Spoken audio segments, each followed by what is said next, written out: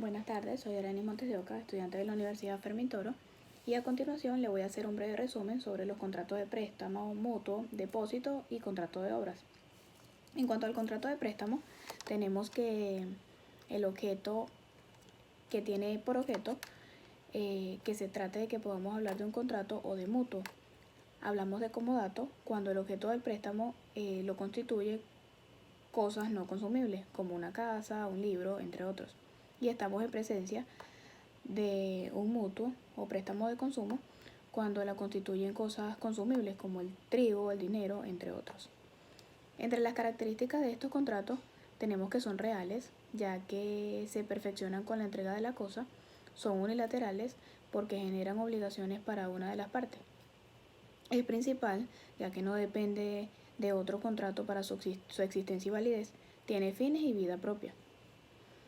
El contrato de mutuo se encuentra estipulado en el artículo 1735 del Código Civil y lo define como el contrato por el cual una de las partes entrega a la otra cierta cantidad de cosas, con cargo de restituir otras tantas de la misma especie y calidad. Las obligaciones de los mutuarios.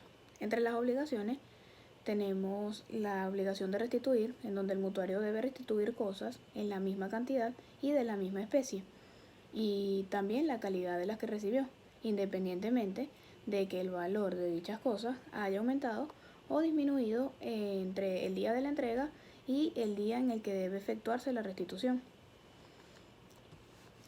Lugar de restitución debe verificarse en el lugar donde se hizo el préstamo, si el contrato no dispone de lo contrario.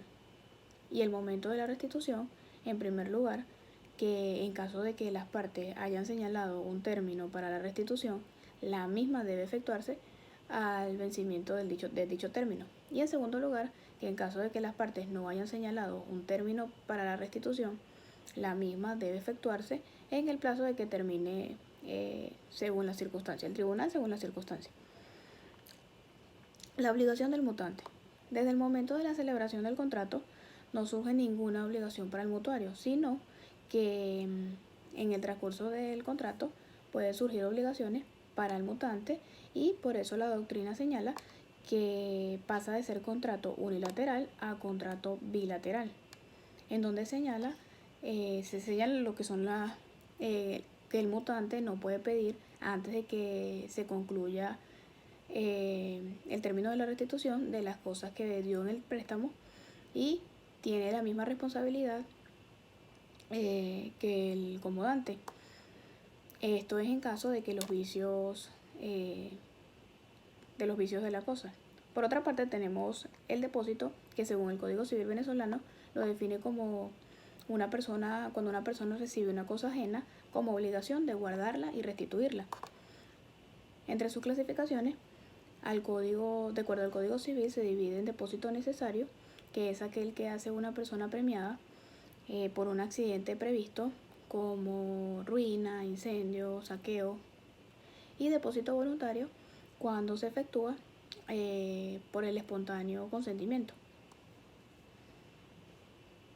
Por otro lado tenemos el contrato de obras.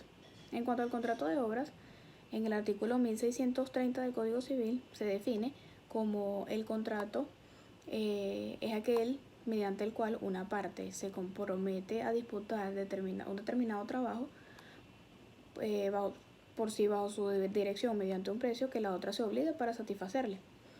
Entre las partes de este contrato tenemos que es comitente o dueño de la obra y la otra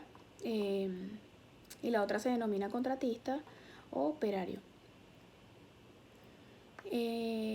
Entre los caracteres jurídicos tenemos que es individual porque requiere el consentimiento unánime de las partes del contrato, que es principal porque el mismo es autónomo, que es oneroso porque no cabe a título gratuito, porque si no sería una donación, y que es consensual porque basta del acuerdo de voluntades.